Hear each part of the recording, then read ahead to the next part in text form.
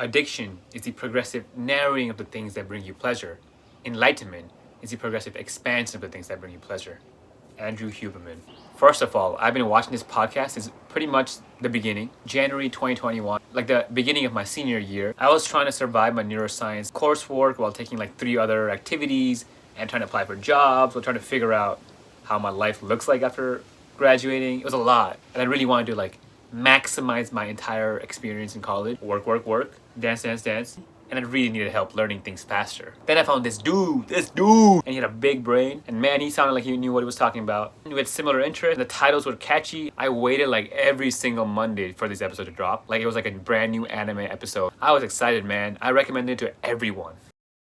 Huberman talks about how learning things that are frustrating, that's the exact word he uses, frustrating, is actually good for learning anything in general. So if you're a runner and you're just running faster, you might be increasing intensity, but you're not increasing the frustrating complexity aspect of it. It's not really novel skill, so it will not improve your general neuroplasticity across the board. And that's a very key concept here. It has to be frustrating, not just hard. Instead, if you acquire a completely novel skill, like playing the guitar, then your overall level of neuroplasticity, your ability to learn other things like languages, will also improve. I thought that was a fascinating concept. In dancing, you could either drill the same thing over and over again, or you could learn different styles and different choreography, things that are out of your element. So when I found something frustrating, instead of avoiding it or beating myself over it, I relaxed into the sequence. I made sure I learned it, and that really improved my overall ability to learn anything, not just dance, but my courses, my Duolingo, my lab work, anything, literally. And movement specifically is the easiest way to see that. And he was very key on that concept. In addition to that, he also recommended taking random periodic breaks for like 10 seconds. I would just apply this by just learning something, taking a random break, and just counting till 10. And oftentimes would come back with a sharper mind and an easier way to learn things. I repeated this concept over and over again until I really mastered the ability to look for things that are frustrating and overcome them.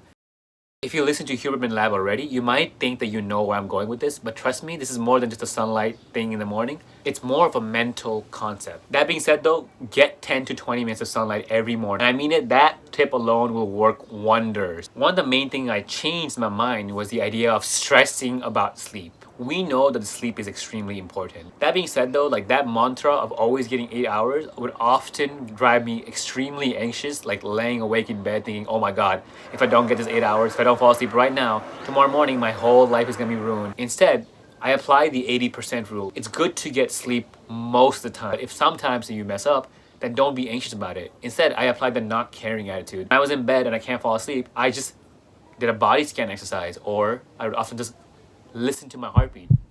There's an entire episode just about listening to heartbeat, and it's really fascinating by Andrew Huberman. But essentially the idea is just increase your interior awareness. Don't try to do anything. Eventually I reached an inflection point where I was sleeping just fine, just dandy like a baby, and just Okay, so this one's gonna include a bunch of different episodes that I remembered throughout the year, mostly having to do with the idea of limbic friction and dopamine stacking. He talks about this concept quite a lot. Limbic friction. This idea is actually pretty similar to what I said earlier. It's the idea of resisting. Do things that are purposefully difficult so that the drops of dopamine hits don't feel automatic. For example, you know that extreme anxiety you get sometimes when you pick up a platter of food and you can't find your next TikTok video to watch while also eating and also watching TV? Yeah, that feeling of anxiety, stick with it, stay with it.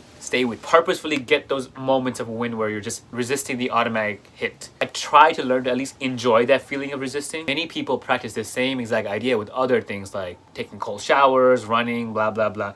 But honestly, it could be pretty simple.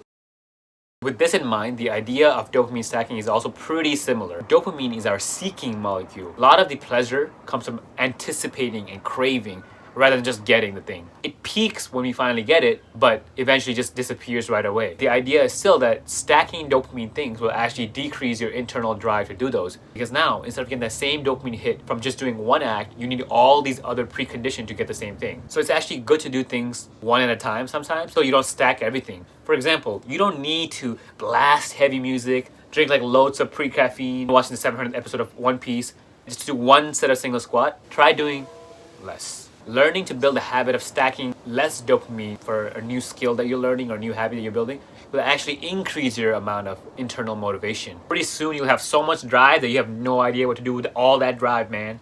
Rather than just doing the Thanksgiving thing while you're social signaling thankfulness, right? Instead, you should remember a time when you were given a thanks, a genuine thanks that made you feel something. Apparently, receiving the thanks is actually way more powerful in making you a more happier, resilient, and grateful person than going around giving thanks. So, once you could remember a memory of when someone truly and genuinely thanked you, keep that memory in mind. It could be the same exact memory, and you could remember it. The benefits of being a more grateful person will automatically translate. This principle also helps you create more genuine moments with other people so that you may receive more thanks. And honestly, it benefits you more anyway.